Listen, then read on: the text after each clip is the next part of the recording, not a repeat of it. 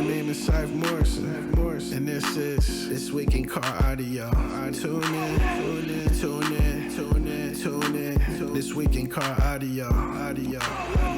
Tune in, tune in, tune in. We'll be talking about bass, talking about chips, talking about rings. You ain't got them, zip your lip. You got a problem you haven't found, check your grounds. The show about to start.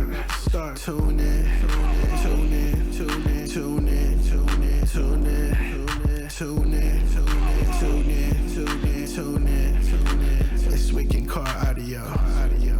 Yeah. Tune in. This Week in Car Audio.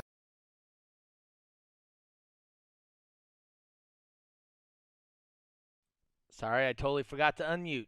Welcome to This Week in Car Audio with your host, Doug Stockton, the judge, and co-host Team DC Lucky.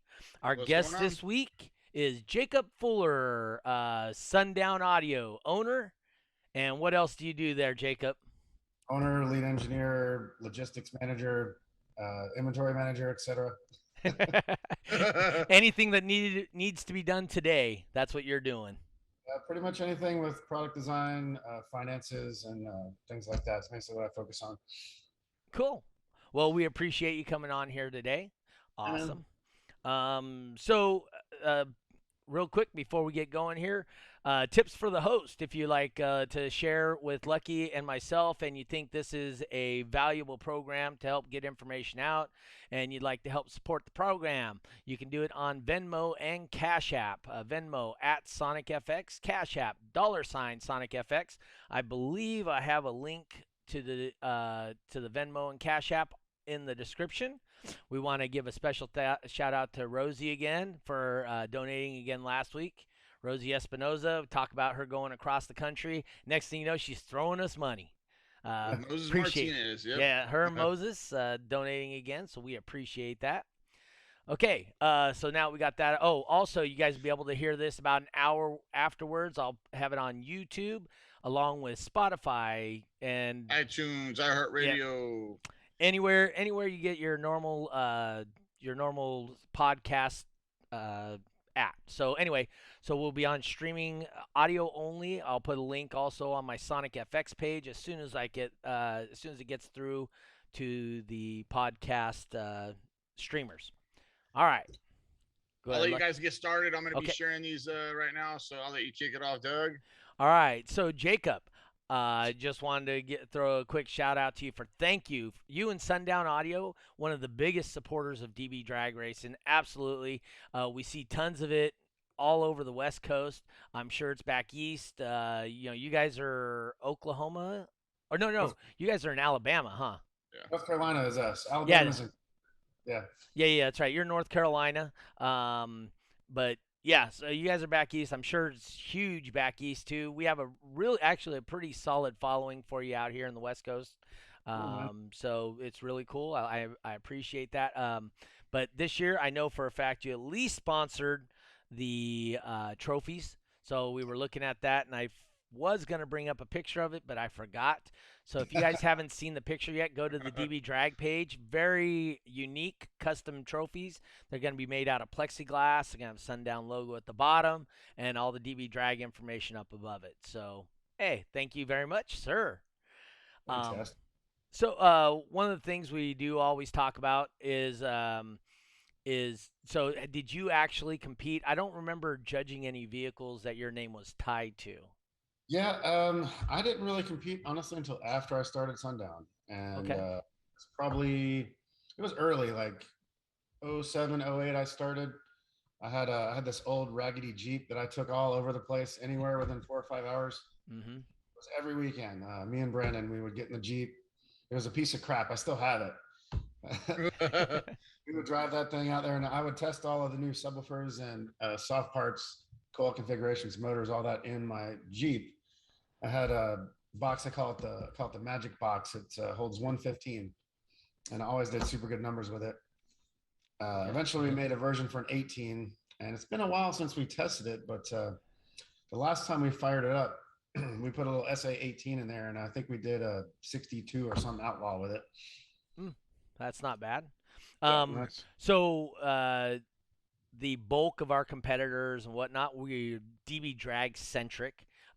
We definitely try and share other organizations and what they do. So typically, when you describe a, like you said, outlaw, most of our competitors don't understand what that is. So for you people that don't understand, that use a USACI score. Yep. And it's door open, windows open, whatever makes you the loudest. And some of the DB drag vehicles, it's louder sealed up. Yep. So my Jeep with 2 or 3 dB less sealed up. So it was like 58, 59, something like that. okay. And then little piece of junk. Which is, hey, 58, 59. How's that for a score, Lucky? I'd say pretty good in my eyes. East Coast guys are slamming; they're like killing it. But yeah, so today I finally hit a 59, and I was 3 clicks down and no wall. So I was scared to death even to test it, but I just couldn't. Curiosity killed the cat. I had to try it. So, but from here on out, I'm keeping it down till the finals. But yeah. Also, people in the chat mention where we at. Tell us where you guys are at there. Say hi to Jacob and make sure we can see it in the comments. Smash the like button, smash the heart button, thumbs up. Let's get that shared. And, the more people we get in this, we got Hank Beach and RP hanging in there. Anybody else? Yep, sound check boys. Herman's in here. So Rob Collar, obviously checking in. He watches the show pretty much every week lately, so he's definitely watching. Good thing. Sam Dunn, Indiana. Anyway, so tell us a little bit about Sundown, how it got started, kind of thing. So it's interesting. I really just shared our 15th anniversary SAZ 1500D on Facebook today. So this year is our 15th anniversary. Nice. Very nice. The 1500D actually came out in August of 2006. So it's almost exactly 15 years ago. And nice. I was just kind of, I wasn't really an active competitor. A lot of people that start companies, they're competitors first. Right here. But I was an enthusiast. I would go to finals and stuff. I didn't compete, but I had a stereo and it was like a hobby, Mm-hmm. And before I started Sundown, I had met some dudes in the industry. Actually, I met Nick Wright from Incriminator Audio probably 4 or 5 years before I started Sundown. Mm-hmm. I met Scotty Johnson, and actually Nick Lemons from Stare Integrity was my roommate in college. And he's actually been around longer than me. A lot of people don't know that because his company's really small. But when we were in college, he had already started selling subwoofers. Okay. So we're still friends. He actually has a space in my building now. But so I was a hobbyist. I was in college, actually quit college a year early because I just got tired of it. Worked a regular job for a while, and knowing that I met all these people in the industry. And actually my business mentor is Dan Wiggins, the Dire Audio, invented XPL and all that. And so I've talked to him all the time and learned a lot about subwoofer design, engineering, the industry, things like that. And then I just kind of got, after working I worked at a small company, actually a company that sold like keys for cars and houses and stuff like that, very small. Mm-hmm. I saw that it was a family business and I was like, man, I feel like I could probably do this, and I really like car audio. And I was able to, my folks were able to get together like $50,000 to invest in my company. And that's how I started with the 1500D and our first 2-channel, the 100.2. And then just from there, built it up. Yep. That is awesome. That's a great story. Very similar to mine, except for, like I said, I was a competitor. I actually was, friends with Nick prior to that. I kind of was helping him getting started in the industry back in the day. And so I was helping Nick out with that. And I started myself. So I moved out when I was 14 years old, so I didn't have no parents helping me. But what I did have was every penny I made went back into the company, and I was literally making subwoofers in my living room, in my garage. Started growing a little bit bigger and bigger and bigger, and next thing you know, I had to start hiring employees. But at that point, I really pissed off some of the big car audio names. And so when you started getting in, they started opening up the markets with the internet.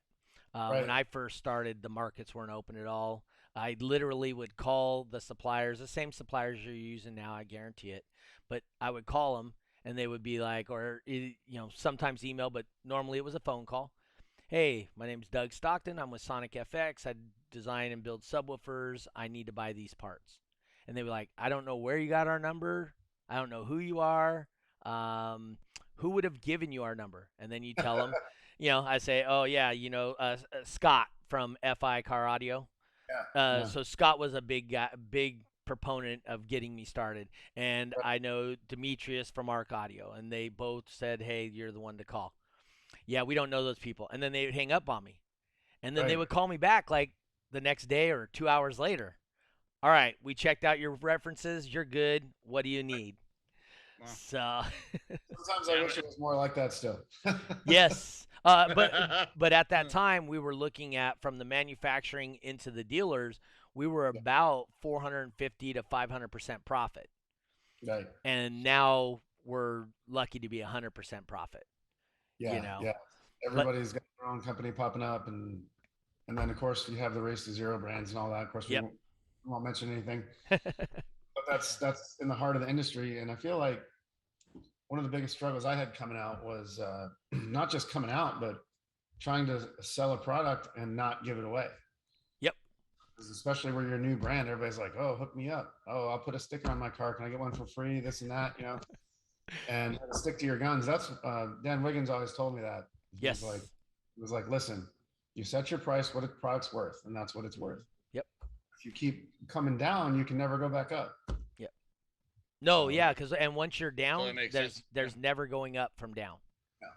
Yeah. Because you devalue your product, you devalue your brand by accepting that lower price. Exactly. So- I have meetings with Dan usually every year, but with COVID, I haven't seen him lately.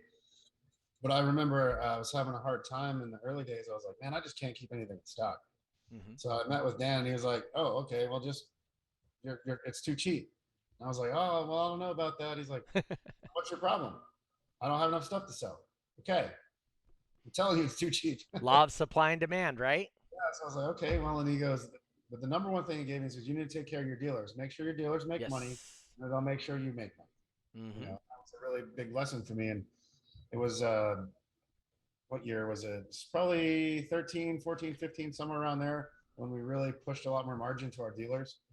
And that's Okay. when we started growing pretty exponentially.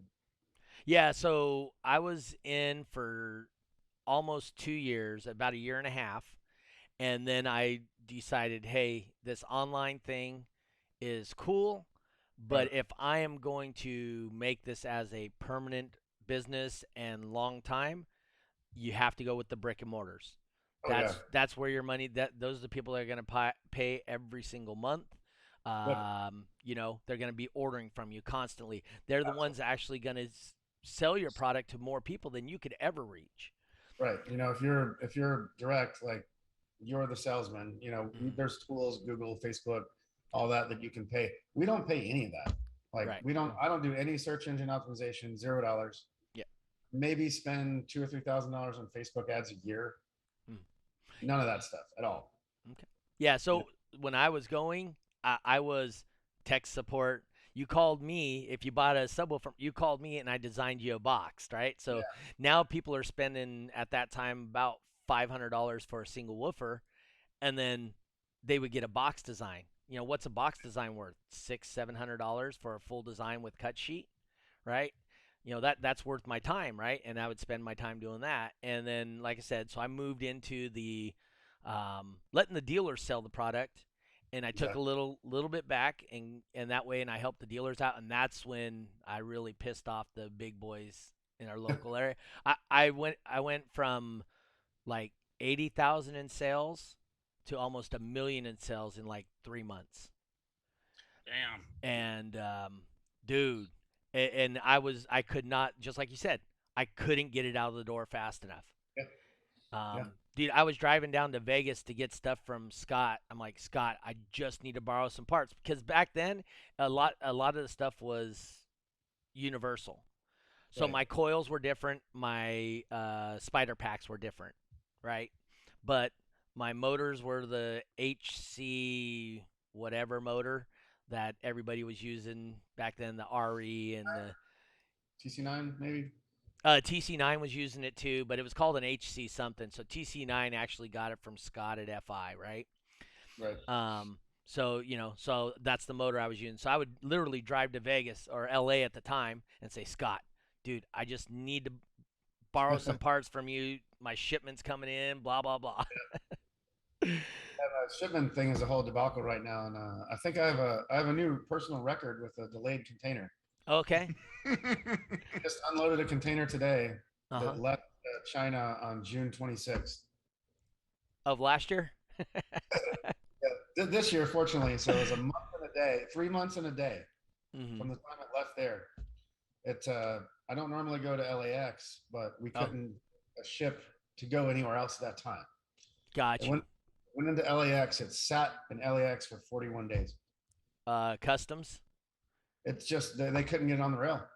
Oh man. It sat there waiting on the rail, just wait because I'm all the way out here, so I have Right. to go on the Yeah, Wow. no, I'm fortunate. I ship to LAX, and worst case scenario, it's a 4.5 hour drive for me to go pick up my stuff, right? And I did that more than once. The rail is a whole nother debacle. It's like the rail infrastructure in our country is a joke, and so it just does not work well. Hmm. I've never had a positive rail experience. Okay, I've never used rails, so I can't speak to it, either way. As soon as they say rail, I'm like, here we go. You got anything popping up in the chat, Lucky? Let me check it out. Let's see who's in here. Let's see. If anybody has any questions, make sure and speak up in here. What's up, Chris Jenner, Steve Herman, Santiago's in here, Greg, RP. I think we already said most of these names going on. Got Jose Ramos in here. What's going on? Chris Jenner. Yeah. Hank Beach still in here. RP. Any questions at all? Love some Jacob Fuller from Sundown. Let's see here. Rob Collar, Cavallo joined in. What's up, fellas? Big Cavallo in the house. Rob Collar relaxing. Let's see. Cookie Cutter Brand, Sam Dunn said. ZVX Gang from Moses Martinez. Yep, I'm not seeing. Okay. Oh yeah, Jose's tripping on the $700 for an enclosure design. He's asking about that. He said, "Man, I need to charge more." Let's see here. Well, you have to charge what your time's worth to you at that time. So at that time, I worked a full-time job in San Francisco, lived in Merced. For you that don't know, that's 113 miles one way. So every morning I get up at 2:30 a.m., drive to San Francisco, hang sheetrock all day, then drive back home. Get back home 3 or 4 in the afternoon, and until I went to bed, do nothing but make woofers. So for me to stop that and make a box design for somebody, yeah, that's why I was charging what I was charging. So. I do have a question from Ray. Yeah, I was just about to ask you that. Yeah, Ray Mastis. Yeah. So that's actually. So what is you got to read the question for the guys that watch back on audio or listen back. Yeah. What's louder, a 4 or 8 layer and a 3-inch coil? So that's really a loaded question, and it's not really something you can answer directly. Right. So the way that I design woofers, I actually prefer to get most of my BL from the B, which would mean using a coil with fewer layers. So for example, my Neos are 4 layers because I have a tremendous amount of B and I use less L to get the mass and the inductance down. Now, I prefer that, but there's another way to go about it. Like, for example, the Incriminator Audio of Warden, he uses a big gap with a 4+4 8 layer, significantly less B, but at least twice as much L. And the end effect is pretty similar. But the problem that you're going to run into, it depends on your soft parts and your mass, the suspension stiffness rates and things like that. Because his coil, the Warden coil is very heavy compared to my coil. So you need to run more spiders to get your FS in line, things like that. So it really can work out either way. But if I try to answer it in like a more generic fashion, like let's say, for example, my ZV5 motor, we had an 8 layer that would go in it that we use for the 24 specifically. Generally, if you stick an 8 layer in that motor, it's going to get louder because you get, and that motor was about 40 to 50% more motor force factor, but at the same time, that lowers your QTS. It can sometimes alter your low end response. but the mass lowers your FS. So it's kind of a complicated answer. You can't just say, hey, put a bigger, thicker coil in there, it's going to be louder. There's a lot of variables. Yep. So what I used to tell people when they would ask questions very similar to that is, imagine that subwoofer has 100 hit points. Right. If you raise this something, then that means this lowers. You still only have 100 points to use. It's just a matter of where you want to use them within that system. And that was, for me, somebody, I was a little geeky growing up. I did play some D&D and whatnot, right? So you start with your player, and your player gets 100 hit points, 100 points. You use them for charisma, or you choose whatever you want them to play, whatever you want. But ultimately, you still only have the 100 points. Yeah, I'm a nerd as well. Looks like we got a bunch more questions. Goodness. Yeah, I'm reading them as you're talking, and I was about to get to asking them, but go ahead, Jacob. Let me try here. Cavio Miles, do you do OEM builds? Yes, we do. You can email me if you're interested. And what would that email be? That'd be jacob@sundownaudio.com. Like to keep it simple. We have Kyle Ernie. Why do my LCSs take a Crossfire 2K when they're only rated 300 watts? So fair question. So the LCS currently is actually, you can actually think of it as an upgraded version of our E version 2, which I rated that at 500 watts. Now I conservatively rated the LCS for 300. So our dealers would pair it with an SFB 600 going out the door. Customers will never come back ever. So you have a very underrated driver here with 300 watts. And 500 was underrated, it has very good cooling, especially the V2 LCS. We added under spider venting. It's got gap venting on a pretty decent sized 2-inch coil. So it's pretty robust. So it's definitely going to do a lot more than what we say. Okay. And you're safe doing that, right? Because if somebody sends you back a woofer and the coil's burnt, literally burnt, and they say, oh no, I only ran 400 watts to it. You're like, absolutely not. do you know how much wattage it takes to burn this coil? It's a very robust coil with extremely efficient air cooling, very high velocity air movement, things like that. And you don't really see that in cheap woofers that often. Mm-hmm. So have you ever tried the vented formers? I don't like them. Okay. So when I did try them, I liked them. We did get more cooling with the vented formers, but I folded some coils. So yeah, and there's some variables here too. Like I had spoken to the owner of NCA Labs. Oh, okay, yeah. They use their cooling system is just a vented pole. Right. And then testing, if they vented the former, they gained cooling. Now, if you use a cooling system like what I do that has a lot of directional airflow, the holes in the former vent are going to short out the airflow. So you're going to have leakage between the section where it's drawing in and going out. It actually interferes with it. Now, one of the things I did find with the vents in the former, in my old Jeep, for example, it was usually good for about 0.4 dB on a solid pole woofer because it would relieve some pressure. Right. But on a solid pole, that does cancel out some of your pressure effects, so it would lower your cooling. The only time that I really see an advantage to that is when you have just a standard pole vent. Yeah. And so understand, when I was building these, we were just building pure SPL drivers, right? Right. And the biggest amp out, we were developing a 2,500 watt amp back then. Right. So right. Yeah, the power envelopes are so much different now. And you talk about like a high excursion driver now, like a ZV5, ZV6. I mean, this thing mechanically can move back and forth 5 inches. So you're compressing this huge column of air through this small space, and really by doing so, you're creating an enormous amount of heat dissipation. Basically, like what I tell people is, you get that woofer moving, it's going to cool like you wouldn't believe.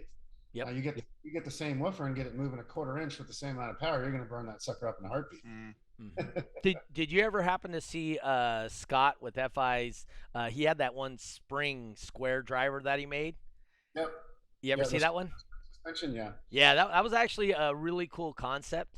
I don't know that it was ever practical and was put into use anywhere, but holy good crap! I mean, you literally had, you 8-9 inches, whatever you wanted within the frame. That was during the X-Max wars back in the day. Yes. I think that Dan had a part in that because Dan has a patent on it. He calls it arachnid. Okay. Yeah, and he has used it in industrial applications. And I don't know if they ever made it to production, but Nick Lemons at Stair Integrity has some prototype mid-ranges with those metal spiders on. Oh, that Dan had done. And Dan had done noise cancellation, industrial noise cancellation with that. okay. For a Yeah. driver that needs to reliably move 6 inches peak to peak 24/7, Yeah. something like that. Yeah.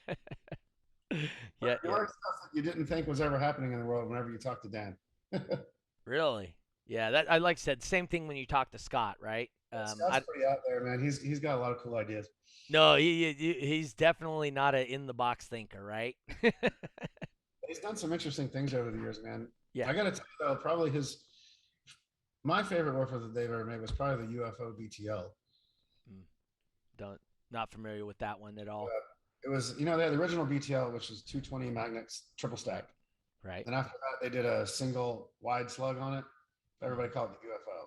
Oh, I like that one. I think, dollar to performance is probably one of the better drivers that they've made, in my opinion. okay.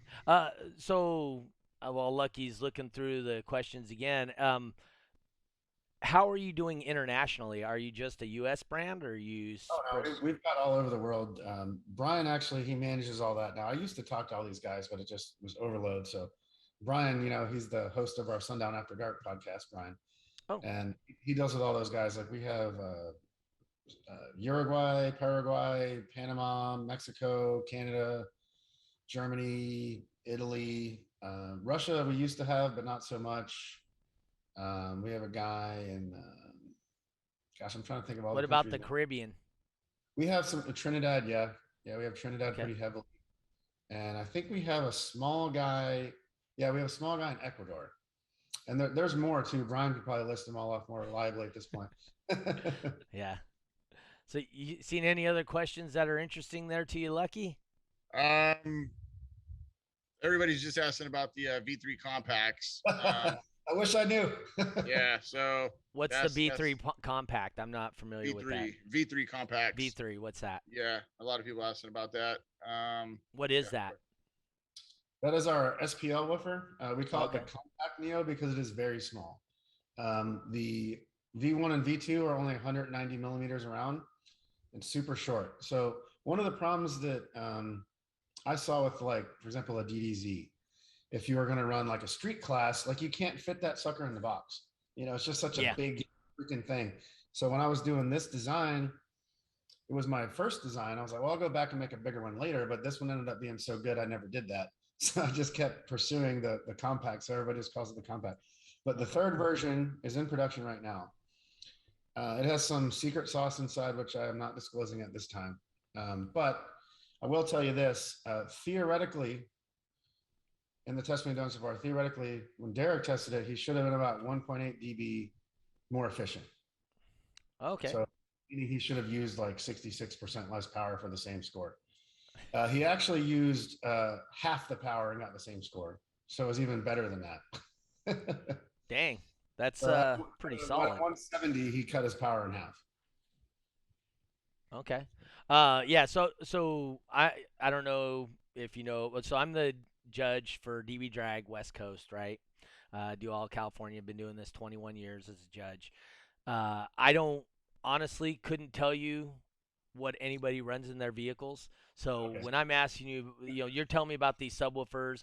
I don't look at, because when you're talking that level and stuff, and also when I'm a judge, I have zero reason to know what brand subwoofer somebody's running, right? Right. I have zero reason to know how many watts somebody's or amplifier is. I don't care if they got a 30K or whatever. When I clamp it, he's in the 500 watt class, and if he does more than 500 watts, he doesn't qualify, right? So realistically, when you guys talk models and stuff like that, Lucky's way better at that than I am, because I don't. It means zero to me, There's so many things out there, but unfortunately, they won't be ready for finals this year. But because I was joking with Nick and Incriminator, I'm like, man, they're going to have to run either your sub or my sub to win. Well, Lucky's going to try and break that one there with the DC stuff. So, which model do you have, Lucky? I can't recall. As far as what amps, subs, the subs are the Neo Elite 18s, 3 of them. Yeah.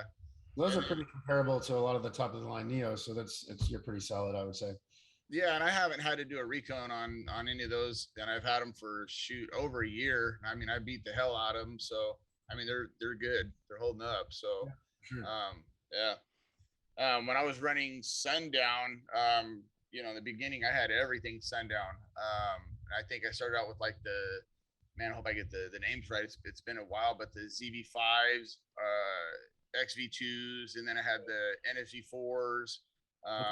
And then I started out with you guys had a 6,000 watt amp, right? Was it the six? SCV 6000 probably. There you go. So I had that one, and then I upgraded to the 75 SCV, the 7,500 watt, and went from having two subs 15s to then I went to three 315s, and I loved it, man. Everything that I had in there was good.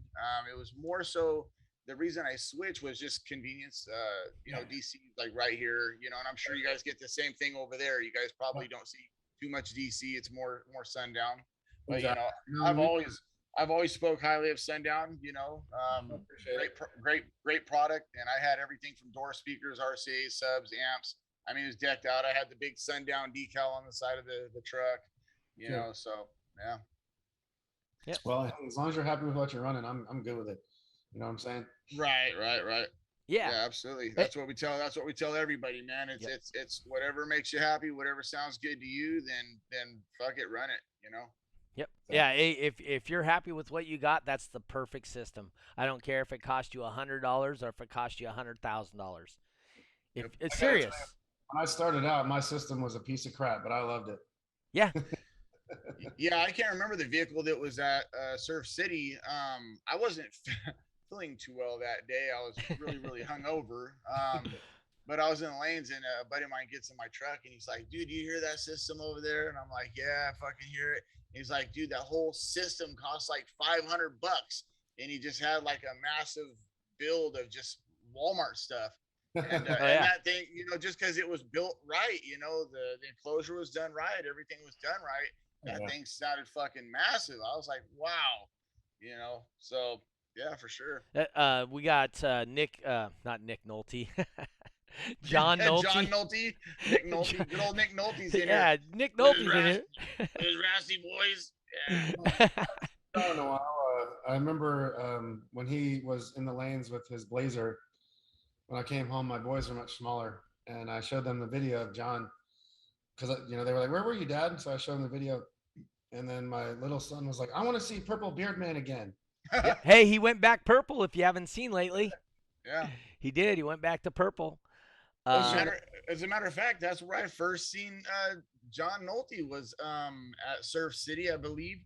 And he was walking around, and he was walking up to everybody's car and giving them the sticker of him with the glasses and the purple beard. Oh, yeah. And at the time I'm like, I'm new to the game, and I'm like, what the hell is this? Like, why would I put this on my vehicle? And then I meet him, and he's fucking awesome, dude. And he's fucking genius.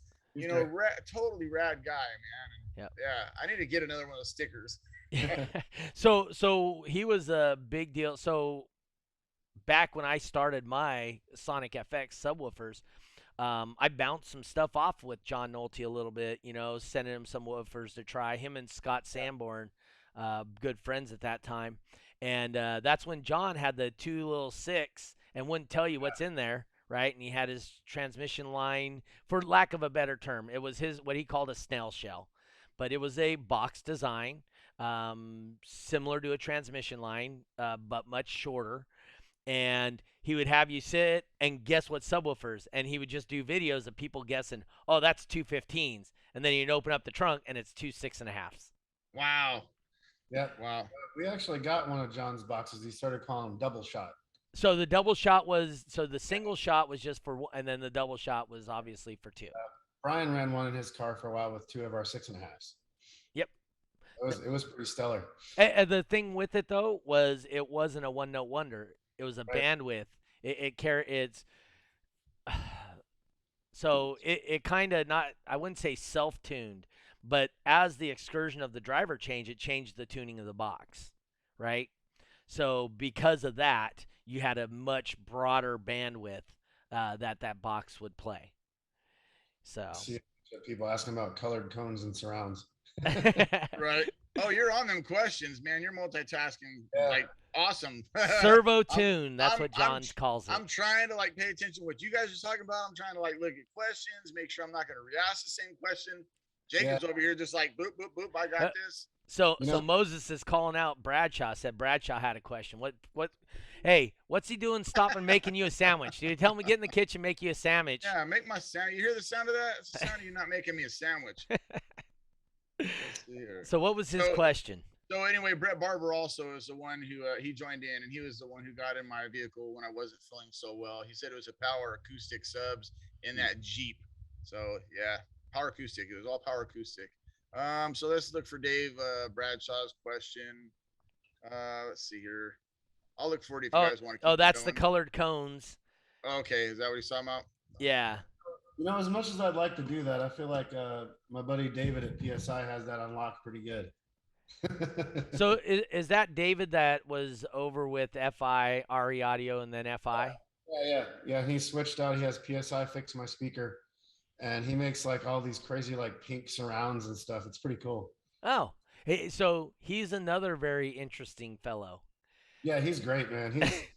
I've known him forever. Again, well before Sundown. Always been a great guy to hang out with. And he's been cool all these years. But he's very interesting. Yeah. Yeah, no, he's definitely. If you're a drinker and you like to do stuff in Vegas, hang out with David in Vegas drinking. you're gonna have a story at the end of that. Stories, man. I wasn't man enough to do that. What's Dave's last name? Moore. Yeah, David Moore. That's right. So hang out with Dave in Vegas drinking. I guarantee, dude, it's gonna be like what was that movie where they go there for the wedding and they end up on the rooftop? Oh, Hangover. Hangover, yeah. You're gonna have a hangover like story with Dave. Dave's a pretty cool dude, but he can get tore up. He goes hard. So this may have already been brought up, but I'm gonna ask it anyway. Sundown still making Team Series subs anymore by Troy Lawrence? Right now, no. But you guys can see what I'm working on. If you look at JP's Tahoe, he has a special version just for him of the Team version 3. Mm-hmm. What they're gonna look like is basically what JP has minus the fins. That was a concept that I did with these heatsink fins sticking out the side. But when we went to build them, it was a huge pain to do. So I was like, I'm not going to do that. The tooling on it? It's just because we assemble the motors in house. Oh, okay. Getting all the fins like put in and all that stuff was just a huge amount of labor, and the finning was actually a lot more expensive than I had anticipated. So I didn't want to do it, but I had shown JP a picture, and he's like, "Hey, man, I really want those Tahoe." So if you look in his Tahoe, he's got special edition. It has like defrost, laser etched in the back, and everything. But it'll be basically just like that minus the fins. And I honestly wish I had an ETA right now, but I don't. That particular factory that makes those is in Guangdong province. And right now they're having like power rationing and all this stuff in addition to everything else. Yeah, it's really bad. So I really don't know. I wish I could say. Yeah. No, that's tough. Like I said, I tell people, they're like, well, American made this, and I appreciate that. Yours is American assembled. But the thing is we cannot get the products here in America even a portion of the price, that we get it from overseas. I could tell you stories all night about this. I'll just give you an example. Mm-hmm. So I have a new basket tooling. I'm going to offer the Nightshade in an 8, which is technically a 9. It's oversized. So I was initially like, hey, I want to make this basket in America. So I looked around. I emailed 15 different companies. 3 of them responded to me. 2 of them says that their particular type of casting they did was not compatible. The last company that said that their process was compatible is in North Carolina. So I was like, great, you guys in North Carolina, let's do this. This is what I want. And they're like, okay, cool. So I was comparing the tooling quote from the China tooling quote. They wanted 25 times more. Wow. Now let's put that in real numbers. Yeah. China wanted 4,000. They wanted 100,000. Wow. Make the mold. Yeah, that doesn't even count for one. Right, that's just the mold. Yeah. Yeah. Wow. Then they wanted literally 5 times the amount of money per piece minus finish, whereas the China was finished. Right. And this is the real kicker. While I was digesting all this information, before I got a chance to respond to them, they followed up and says, "But we're really not interested in taking this on." And Wow. their price Well, damn. reflected it. Wow. Out of 15 companies, the only one that even responded or could do it didn't care. And I tried to make my new Mega W in America. I've been going back and forth with those guys for almost a year, and they basically ghosted me. So I'm going to take that back to China. I'm 3 years into an amp project in America. I'm still chugging along with that. I have an engineering team in America working on it. We have a company set up to make it, but it's like everything that could go wrong has gone wrong, pandemic, et cetera, et cetera. Yeah. Those amps are going to be really cool, and I am going to make them in America. Are you working with Zeph on that, or? It is nobody in the audio field. Oh, okay. Cool. Contacted an engineer who is very talented in industrial, high frequency circuit controls and things like that. When I told him I want an audio amplifier, he's like, "Oh, that's easy." Yeah. So I will tell you, when I talked to some battery guys that have nothing to do with the car audio, and they were like, "Oh, you just want to pull this much? I can fix something like that fairly easy." And that was back in the day. So back in the day, Luma Pro. I don't know if you remember Luma Pro.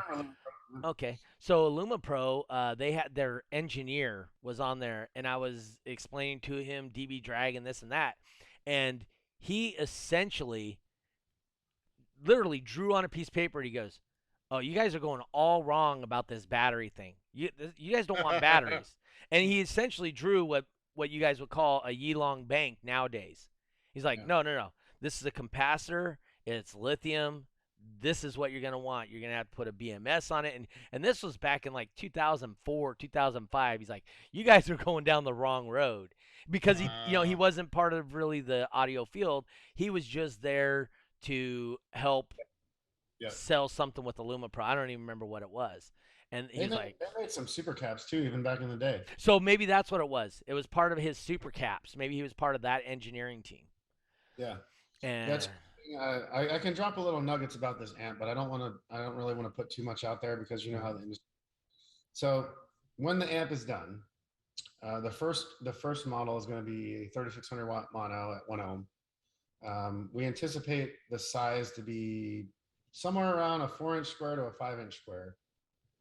5x5 type, or 4. Okay. Somewhere 4-inch square to 5-inch square. By how tall? It'll be a little taller than normal. Right. Just the way it's going to work out. Mm-hmm. Now this is the cool thing about it. 95% end-to-end efficiency.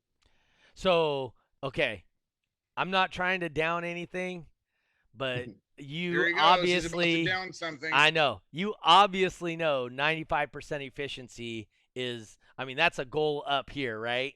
Sure. 89% all day long, right? I mean, but that's still a fairly efficient amp at 89%. 95% is for real. 95 is a that's a big number, right? Sure. So And, it's fascinating, and every step of the way has been optimized. The guy I'm working with has a patent on transformers that are more efficient, different winding types. He has a patent on that. Various other patents in the feedback circuitry, this and that. And I don't want to drop any more information directly about why it's so efficient. But the other interesting thing about it is it will be 100% stable at a 0.5 ohm resistive loads as well, and it should also double power. So that'll be fascinating for people. Yeah, it'd be awesome to see. I remember, I totally remember the, I don't know if US Amps, they tried doing the tube amp for the car. Oh, yeah. Yeah, that thing was what, 40% efficient, right? Yeah, they're really bad. But it definitely gave you a totally different sound in the car, right? Because tube amps, I would say 80% of the people out there today probably never even heard a tube amp. In my home stereo, I use a tube preamp on my record player because I enjoy that. Yeah, and it gives it there's no way to describe it really, except for maybe a warm feel. Yeah, it's warm. It's warm from the second order harmonic distortion. Yes. Yeah, so it's really cool, the tube amp thing. The US Amps was trying that tube amp deal. I was like, dude, that was awesome. But they can only, with with efficiency, I mean, you were only looking at I think it was only like a 3 or a 400 watt amp, you know. And push on a tube that's pushing it. It might have even been a hybrid. It could have been a Yes. tube solid state hybrid. Yeah. Trying to get 400 tube watts would be insane. Like It you'd would. have the size of your car. Yeah. So I mean, so I did build a tube amp, I don't know, 2003 or something, and it was 30 watts, right? Yeah, that's a beast. That was a beast. So it was a console, right? So it went inside of a console stereo, Yeah. and I built that, and I was like, and and that's one of those things that, as your tubes get older, they sound better. Mhm. Oh, good Lord, man! A nice old warm tube, it just, it's a different sound. Yeah. And so, Doug, I will drop one more thing on you about that amp, Okay. just so that you know that I'm not making this up. No, I'm not saying you are. I'm just saying it's a lofty goal, right? So the secret is not using standard transistors. So I'm just saying you're not the first. I know. But I think it would be awesome if it works.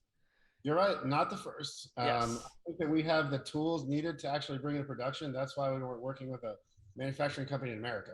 Right. You don't need that stuff stolen and property And rights and all also that. A lot of the tolerances necessary to make this device work are incredibly fine. And you don't really find those kind of tolerances in contract manufacturing facilities in Asia. Yeah, and I was actually telling Lucky about that the other day. Because he was talking about some amps and why do I have to adjust the gain so differently from amp to amp? And every single component in one of those amps, if you're getting a high quality one, is a 3 to 5% tolerance.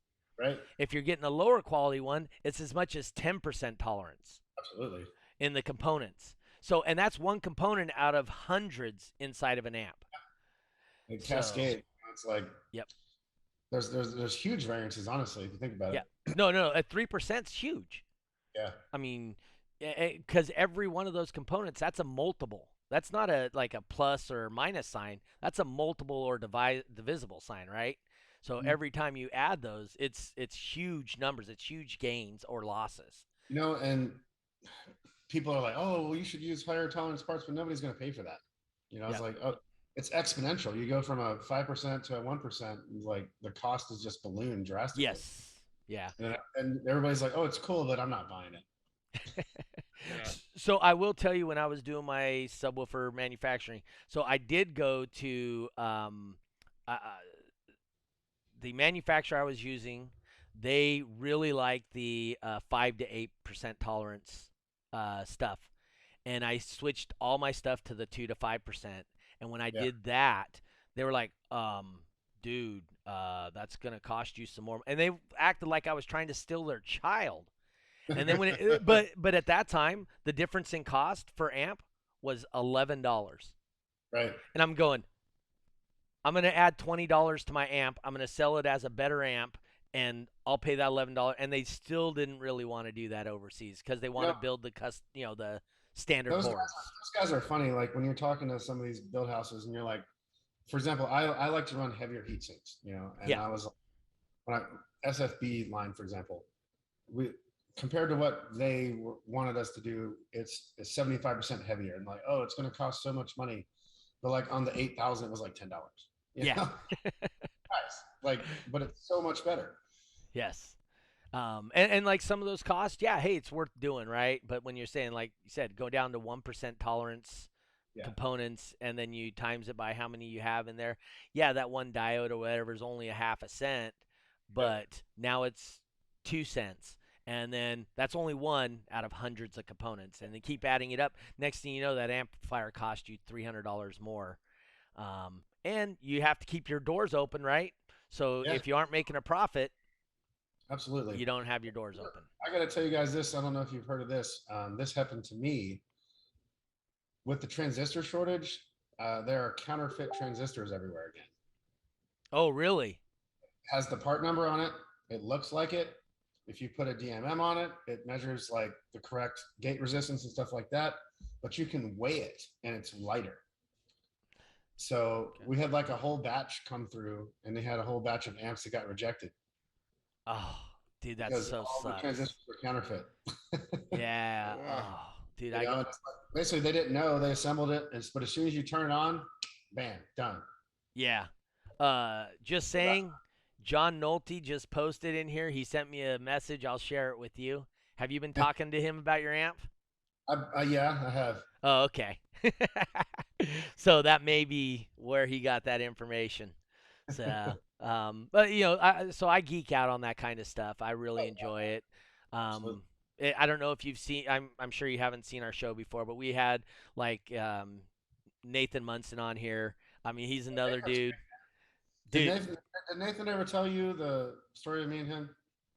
I don't believe he did. So, okay, I finally met Nathan just a couple years ago, but to me, he was like some unobtainable celebrity. Okay. So Sounds similar to my thing with him. Go ahead. I was reading about him in magazines when I was in high school. I was like, man, this Nathan Munson guy is so awesome. I'll probably never meet him though. You know, and then I show up at New Mexico finals one year, and there he is, and I'm like, bro, you're Nathan Munson. He's like, bro, you're Jacob Fuller. I had a similar thing with Bobby Gately. I was like, oh my god, it's Bobby Gately. You know, and then they're like, oh, it's cool to meet you. I'm like, no, me first. Right. No. Yeah, I had the opportunity of working with Bobby Gately for a while, man. Really, really cool guy. He did a lot of my enclosures for me.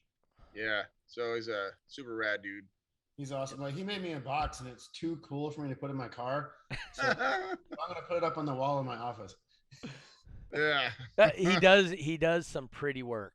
Yeah, he just did a desk for Steve Mead, actually. I don't know if you guys saw that, the office desk that he did with the Gately logos all in it. Built it just like he does his stained boxes. Oh, really? Came out rad. So I'm being a bad friend right now. I was talking to Bobby about building me a box for my new truck, and then I kind of ghosted him because I had some issues with a blood pressure medication, and it put me out of commission for like 2 weeks. Oof. So I fell behind on a lot of things. So I got to get back to Bob. Bobby, if you're watching, I'm sorry. Yeah, Bobby does tune in quite a bit on this thing here and there. He's a big supporter of mine. I've been doing stuff with Bobby probably since 2008 or so. Right. So, I've known Bobby a long time, a lot. He used to sponsor some of my beginning events and whatnot. Hey, there we go. So, Celeste just chimed in, says, mega thanks to Sundown Audio for supporting the competitors and sponsoring the DB Drag Finals trophies. So, yeah, you did do the trophies. Yes. I always want to do something for finals. Like, sometimes I'm very forgetful, so I'm glad that people remind me. You know, I was like, oh yeah, I should do that. Yeah. So my guess is we're gonna see you back east most likely, or no? Yeah, I'm more than likely to go to Alabama. I got to hang out with my dude, Mr. Nick Wright, Incriminator. You know. So I would hang out with him too, but I don't want people to think that I give him favoritism. So. So like I said, I've known Nick a long time. Nick's a great guy. He's done some, pretty solid things for me. You know, I've tried helping him out when I can, and he comes to see us from time to time. We always have a good time with him at the office. Oh yeah. I hired my cousin Donnie to come work for me a couple years ago, and Nick came to the shop and he walked back to our build room. Donnie was back there putting some nightshade motors together with the neo magnets and all that, and he put his soda down and he reached and got it real quick, and Nick's like, "It's aluminum, bro." And so we say that all the time now. It's aluminum, bro. So Dave Bradshaw threw in here, why is Scar and Sundown so similar in design? Well, we're not supposed to brand bash, so I don't know how far we should get into that. So no. So anyway, what was the next post? Did you see the next post? Let me get. They're similar in that they're rectangle. I like that one. I'll take that. So just because something looks similar, I will. I had to fight this when I was Sonic FX. I know Nick's fought it a lot. But just because something looks the same, don't mean it is the same. Absolutely. Wolfram's a great deal, right? So back in the day, way back 2000, I couldn't tell you anything about their stuff. Now I know some people are running some Wolfram stuff that's just loud, but back in the day, no, Wolfenhagen, that's what it was, Wolfenhagen. Oh And yeah. dude, that thing looked just like Wolfenhagen? Wolfenhagen. Looked just like my subwoofer. Swear to you, if somebody didn't see the dust cap, they wouldn't know what it was. Go over and pick theirs up. It weighed about 4 pounds. Wolfenhagen. Wolfenhagen, yes. And then Well, you that's pick up what- mine, and it was like 42 pounds. So, but they looked Jeez. exactly identical. Okay, so Dave clarified. Yeah, I didn't know if they're. Yeah, Oh my no. gosh. So I will give you objective history, and I won't get negative about this. Okay. There was when Scar first came out, he asked me to help him design his first couple woofers, which I did. I OEM for him and brought them in for him, and then at a certain point, he went off on his own way, and that's all I'll say about that. Okay. There it is. Yeah. There it is. So, But I want to talk about some cool tech stuff. So I don't want to get too in depth because some patent pendings. But yeah. Doug, you've been in this a long time. You were here for the XMAX wars. You're familiar Yes. with most flat BL topologies, XBL squared, Mhm. TCLMS, and JL Audio's. I don't know if they named it or not, but they use their DMA system. Whatever they do with the W7, whatever they call it. They got a flat BL. Yeah. Now, there's one thing that all of these methods have in common. Okay. They can all be simulated in two-dimensional FEA, which means that you can simplify them into a cutaway, Yeah. simulate them in 2D FEA. You can see why it has a flat BL. Okay. I have a patent pending for a flat BL technology for Sundown, which cannot be simulated in two-dimensional space. Thought you might think that's pretty cool. So here's the problem, I Lucky. give up. I give up. Fuck. I give up. So Lucky finally installed his own deck the other day. Mine was the deck. and he really didn't install it. He just unplugged the one that was there and plugged in a new one. Okay. So, I'm a pretty simple guy, man. Pretty simple guy. I know how to turn the bass knob up, and that's about where it stops, right there. so he is learning a little bit, and I will tell you, I'm trying. his knowledge base though within doing these shows has gained, I mean, huge amounts, right? I mean, like I said, we've talked to Don Haybig and Nathan Munson and Yeah. you and DB Don's cool, man. I like oh, DB yeah. Don. So DB Don's a little too high end for the room. Because I absolutely love his passion and all that, but when he starts talking stuff, it's like what you just said with talking about the BL and all that, right? Flatten it all. So, but everything he says for the entire hour is like that. I try to Oh, keep, yeah. I try to keep it for like first, you know. So okay, so you're saying that it cannot be duplicated three-dimensional or Yeah, two-dimensional. You always have in to that- only do it three-dimensional. Yeah, So that's so that what that means is you have to change something on the z-axis. yeah. It's much more And- advanced. It's much more advanced, much more variable. He's got a trophy. I'm just gonna find something else to fucking do here, man. I'm like so lost in the. It's like Nathan Munson and Don Hebig again all over. I'm just Yeah. like I'm so lost. So all of the different topologies have their strengths. Like JL Yes. Audio's work great with a long coil with a standard winding. The TC LMS works great with a long coil with a variable winding, which is also great. XBL squared is the superior topology for a shallow woofer. So what my thing was, I don't care how tall this thing is. I just want it to move the most and have a strong motor force over the whole thing. Through the full width, right? So there's trade-offs like the gel one, not so much. I'm not sure it works with more layers or not, but we'll leave the gel one to the side because no one else can use it. So with LMS, one of the problems you have with LMS is that you have a low BL in the center because the winding has a low density in the center. So it's really hard for you to get a super high BL. Mm-hmm. XBL has a short coil. And generally, when you put the rebate in there, you sacrifice BL. So what I'm doing is not doing any of that stuff. I have a ridiculous amount of B field completely flat. And everyone's just going to have to wait to see my patent because I can't say too much yet. Okay. So yeah, I was playing with that. You're familiar with the Elvis, right? That NCA build, Memphis does. So I was playing with something like that, where you had to double stack your baskets to get the movement necessary. But that's on the suspension side. yeah, but I was limited in the suspension. Every Yeah, time I would create my motor length, right? So because this I actually did describe to you, Lucky. I was showing you how there's a magnetic field around the pole, and as you get further from the center, the magnetic field gets weaker, right? Remember me Right. showing you that little with the circles? Right. I'm seeing the glazed look. Oh Uh, no, I no. We had to talk. We I had to know. talk. Yeah, I Okay. remember. So what it is what he's saying is that where the strong point of that magnetic field is, he's extended it to a Yeah, okay, very gotcha. much Okay. longer throw Yeah, so that yeah. as your subwoofer extends, it doesn't want to tilt and it doesn't want to Right. lose thump, right? So Yeah, no, I it, totally get that. it's Yeah. it's going at a certain speed up or Mhm. down, doesn't matter. Just say up. It's going at a certain speed up, and as you get further and further away from the center of that field, it slows down and Okay. wants to recoil and go back down. Well, he's saying he wants to continue that exact same speed through a longer Just a range longer throw. Yeah. Right. because I don't remember what the exact equation is, but for every centimeter you gain in excursion, it gains you X amount in SPL. Okay. Yeah, so it's you need 4 times the excursion to gain 3 dB at the same frequency. Oh Yeah. wow. So if It's you're actually going 1 inch, you need to go 4 inches to get Wow. Okay. 3 All right. dB. yeah, All it's right. actually Gotcha. a lot of this stuff works at these crazy levels that you wouldn't even fathom, you know.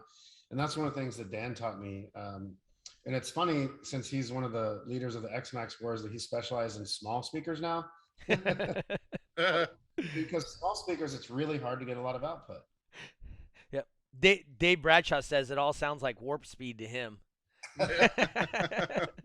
So uh, I'll share this with you as well, Doug, since you like the flat BL thing. So that's one Yep. thing I'm working on. I haven't named it yet. I did name the Nightshade Hey, technology. That's it's called. it's the Stockton effect. That's what it is. No. So the Nightshade topology, which is like a modified radial, is called Saint, Sundown Audio Intelligent Neodymium Technology.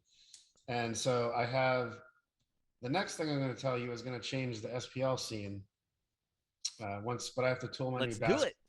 I have to tool my version 2 baskets because if you recall, 2012 I tooled my own series of baskets, which to this day no other small company has done.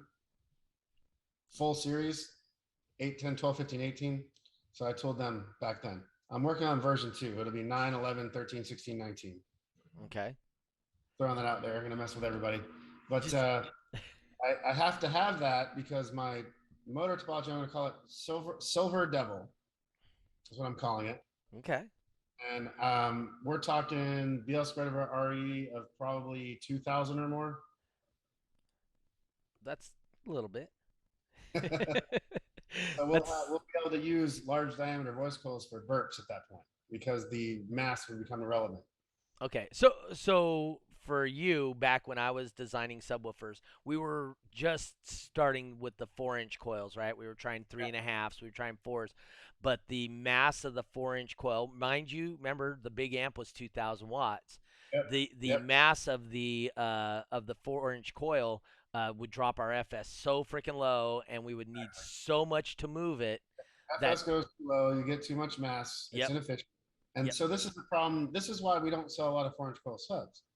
You know, Okay. even with our team woofer, until you put 5,000 watts on it, a ZV6 is going to be louder. Right. Like, who's really doing that? Not that many people. So like to me, I was like, why am I going to sell you a woofer that's very rarely better for more money? Like, you know, I don't really want to do that. That's just not how I roll. Right.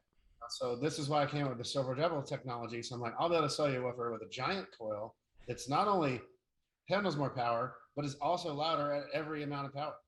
That's awesome. It's interesting, and I actually designed it by accident. I was making a sound quality subwoofer, and I had some crude simulations. This was before I had full 3D simulation capability. Okay. I was kind of like crudely simulating it, and I was like, I think this will be about right. So I get my underhung subwoofer back out with a 1-inch long coil and a 3-inch long gap, and my motor force factor was like 400. And I'm like, wait a second, that was way too much. My QTS was 0.1. Really? Yeah. So I'm like, okay, and that's with an underhung coil. I'm only using a third of the gap. A 0.1, you can almost just stick that in a door and call it sealed. Yeah. So I was Right. like, so this ain't right. So then I went back, and now that I can do 3D analysis, I was like, man, this is the ticket. So I'll be able to take it, stretch the coil out to not only fill the gap, which is a 3-inch gap, not only fill the gap, but overhang the gap. Then you're talking having motor force factor in the thousands of a woofer that can move 5 inches peak to peak. I just want to see it. Your surround would look like a freaking wet rag. It's going to be the Mega W at that point. The Mega W surround is going to Got you. So that would be similar to like the Stroker, or I mean, just as in a smaller way, but it's a multi-roll surround. Yeah. Yeah. But with the Mega W, the one thing that we've done, and I don't know if you've seen the discussion or not, but No. the difference with the Mega W versus, for example, the Sur and Vega V Flex, which was just 2 surrounds side by side, or a Pro Sound, which is just like little waves. Right. Every single roll on a Mega W is different. Okay, so it's a progressive roll like you would do in a Spider. Every one of them is different, and the suspension, the compliance is progressive, but we also have a flat zone in the center. Okay. So it's not completely progressive. It's not like this. It's like flat zone, then progressive. Okay. And so we tune the flat zone to the 70% BL zone of the motor, which is the 10% distortion by Klippel. And then after that, after the 70% BL range, then we tighten up. By the time we get to 50% BL, we want to be at twice as stiff. So then we're taking a lot of the loading off of the Spider because people are beat Spiders to death now, and they're just fabric, and there's only so much they can handle. Right. So foam is so much more resilient to this kind of abuse. So when we push some of that abuse tolerance into the surround, we're going to end up making the woofer also more durable. Well, the problem with it is though, pests attack the surrounds. They don't attack the Spiders. So depending on what part of the country you live in, there are pests that actually. But the worst pest on a surround is the guy installing it with a screw gun. Exactly. And like somebody's dog or somebody's like, yeah, whatever the case would be. Yeah. We're trying to. One of the problems that I've had making the Mega W is that most foam surrounds are heat pressed. Right. They take big stacks of foams and they heat press it, so that creates actually a variable density along the roll. Which, if you're trying to really tailor in the characteristics of suspension compliance, really throws a wrench in everything. And so I've been racking my brain and racking my connections to try to find someone who injection molds foam. And my main supplier apparently did it for a short period of time, didn't get any customers, sold all their machines. Whoa. So now I've been searching the rest of China to try to, because I tried America, they were like, nah, we don't do that either. Right. And again, that company ghosted me anyway. So I would make a suggestion to you. Look at boat manufacturers. They do injection foam. Just saying, there's one out here called Champion out here in California. And all my options are open. So, yeah. But I think I did find someone to do it for me, because that means the density of the foam is exactly the same. Yes. So we don't have to worry about variable density. The only thing we're worrying about is the geometry at this point, and we can really dial it in. And I'm pretty excited about that. Because when you get to extreme levels of movement, if you're just relying on your Spider, you're going to have a problem.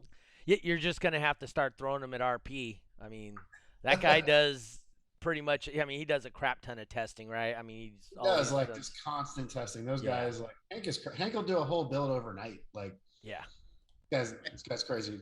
So Hank Veach, Yep. Hank Veach and Steve Herman are loose thump. Now you guys are talking Lucky's language. Less boom boom. hey, trust me, guys. I never said I was a technical guy. So yeah, if I had it my way, they would talk that language and I could understand better. But here I am. So. This reminds me of when I was on Everyday Audios, and so Doug, you are Taylor Fade, and Lucky is Brett. Have you guys ever seen them? Yeah, we actually I had them on Basehead Diaries when I was doing the live feeds. Yeah, and we were gonna cross promote with them a little bit, and we just haven't had an opportunity to meet up with them. Got guys like you coming in and Kip, and it's hard for me to turn down you guys. I got Kevin from who was it last week? It was Kevin from DD from Digital Designs. It's Does Kevin still work at DD? He does. Okay, I thought he went somewhere else. No, so it's hard to turn those guys down for another podcast, and it's not. I got Scotty Johnson coming up. Scotty Johnson, that's my dad. That's your daddy. JP's dad. He's your daddy. But I got Scotty coming up and stuff like that. It's difficult for me to find a time to slot to get those guys on. Yeah, Kip is great. You guys are gonna have fun with Kip. No, we did. We already had Kip on. Uh, Kip was he was a lot of fun. Yeah, Kip's awesome. He introduced me to Steve, the owner of Kicker, and I'm not a phone call man. I hate talking on the phone. Okay. But I gave Steve from Kicker my cell phone number, and he has called me. I was like, So- "Man, the owner of Kicker just called me. This is cool." Yeah. So I talked to a bunch of people and they said Kip is the best guy for what we're doing to describe. He was because I wanted to find out about his new Solo X7 or Solo X12s. Let me talk about that a little bit. It's a really cool sub. It and is. I see the haters coming out, and they just don't know, man. Like to see a company like Kicker come out and kind of like join like the X Max Wars thing, Yeah. with a offer that a lot of people can afford. In my opinion, is really cool. Oh yeah, absolutely, and the availability of it. And I'm not trying to downplay you or DC or incriminate. We all know Kicker is the big guy. Dude, like Kicker and Rockford Fosgate, they have. I'm betting they have close to a million places that distribute them throughout the world, right?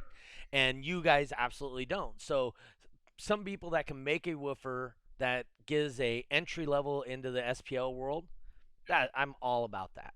That's There's awesome. a lot of really cool design features in that new driver. There are. I was waiting to see the final version to comment too much, but I know on the prototype, I really like they had the aluminum dust cap. I'm not sure if that made it to production, but that was a really cool idea.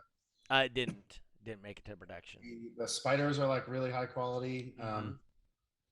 Again, I've seen two versions. Like the one that I saw most recently looked like it was silicone impregnated spiders, which is a pretty cool technique. Generally for pro audio, it makes them last a really long time. Yeah. Very effective airflow mechanism in the driver. So like I was like, man, this is great. Like it's really cool to see them step forward. And I was also happy to see the new Rockford drivers. I mean, honestly, the new Rockford 19 is like an engineering masterpiece. It's expensive, but it's a great driver. Well, I'm gonna have to talk to him about it then, right? All right, guys, we're over the hour already. I appreciate Jacob. I'm having a great time with you. Lucky, I hope you're having a good time with us. Oh man, yeah. Well, I've learned so much about the alphabet and B's and L's and B's and stuff. Yeah. Okay, so hey, we're gonna help you out anytime you need to. Jacob, I wanted to thank you. Where can somebody get all your stuff? Get contact JP? with you. Yeah. Where do people buy Sundown from? Down for Sound Shop, Audio Apex, Woofers, etc. are our guys online. Okay. So we do have a handful of retailers watching us. Where do they get your stuff? So if you don't have a distributor local, you can call Sundown Direct. If you're in like Ohio, Florida area, you can get Wholesale House. Wholesale House is also expanding out into the West. Okay. They're about in the West pretty soon, so that's pretty cool. But if you're a retailer, you don't have Wholesale House local, you can just get direct with us. Okay. Yeah, if you don't mind hanging on for just a minute here, I'm going to go over a couple things real quick. I am going to switch over here. I am going to show you guys Brandy Korth made this flyer up. This is for West Coast World Finals. We got Gary Killian coming out here. He's going to barbecue. Gary Killian's he's a trained chef. Yes. Oop, did I lose you? Oh, there he goes. Never mind. Anyway, so Gary Killian's coming out here. He's going to be barbecuing. He's going to be making chicken and tri-tip for you guys that back east that don't know what tri-tip is. He's going to be. Oh, hold on. I don't have you on the screen yet. I'll get back to you, Jacob. Just hold on. Anyway, so this is the flyer. We're going to do pre-sales, $25 a person. If you buy at the event, it's $30 a person. It's going to be with two different sides, chicken and tri-tip. So it's going to be October 16th, Saturday, 7 p.m., and it'll be at the racetrack. Now let me go back to here. What were you going to show us? What do you have? I had to go over to my pantry. Oh yeah, he's going to bring that with him. He's going to rub your butt. That's right. That. So I put this shit on everything. So I recommend everybody do the same. Yep. No, Gary Killian, he's going to have some for sale at the event. Lucky. Any final words? Go ahead. Yeah, Jose Ramos just chimed in saying that so Jose Ramos and family, they got Fat Boys Car Stereo in Oakland, California. Said how does he become an SD dealer? Jose, give Donnie a call at Sundown Audio. He is my cousin and he runs our dealer program. He can get you set up, man. A little nepotism, huh? Yeah, absolutely. I have a lot of family. Actually, I don't know if you know this, but I have two of my cousins, my mom, my wife, and my wife's good friend working for me. That's actually awesome. Dude, that's great. I mean, that's awesome. Yeah, and some people that don't own businesses don't understand, which is in my mind is way cool. Is you're not just responsible for your business going. Now you have what 7, 8 families that Yeah, you're responsible for their 25, income. 25 people counting part-time right now. Yeah, and and as an owner for most of these companies, we take I have 14 employees. We take it as a personal thing of, hey, we're responsible for supplying these families with the living. Yep. So Jose wanted me to repeat that. Jose called Donnie, talk to Donnie, and he will tell you that 828-459-1980. So you can listen to that back, or Jacob might even put it in the chat when he's done, maybe. So if he wants. Okay, so Lucky, what else? Did you have anything else? Lots of watts next weekend.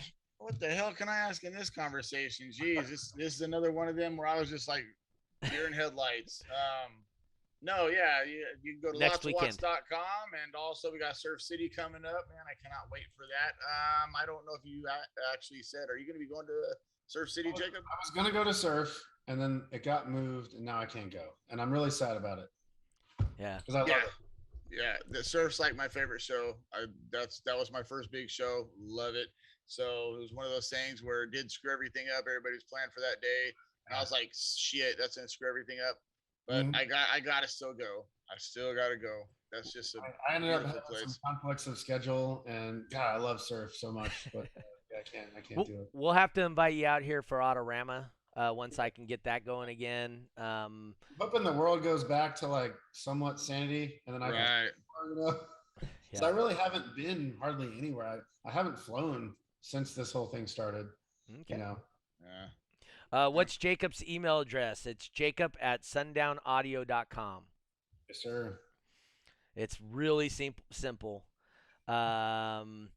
So anyway, once again, so for me, if you guys want to support our show, we appreciate it. Bring you more content like this. We have a link in the description. It is Venmo @SonicFX and Cash App $SonicFX. We take whatever you guys will give us. We appreciate it. We share it equally. We do have costs that are incurred during this show. But once again, I want to thank Jacob Fuller for being here. Thank you, Team DC Lucky. He'll be driving out to Surf City this coming weekend. So if you guys want any of the Lots of Watts stuff, make sure to hit him up. Go to lotsofwatts.com. Buy some of his junk. He needs to get gas money to get out there. So, did he just say junk? Did he fucking call my stuff junk? Buy some of his junk? Wow. Buy some of his lifestyle apparel. That's where we put it. Yes, lifestyle Buy apparel. some of his fucking junk. Hey, help out Lucky. Always help a basehead anytime you can. Always support the small shops. Support the retailers that support DB Drag. Support the manufacturers that support DB Drag and other organizations like Sundown Audio. We appreciate you guys for coming out. Once again, thank you guys for tuning in. Help us out with a tip if that's what you want to do. But we will see you guys next Monday, 6 p.m. on Sonic FX on This Week in Car Audio. See you guys.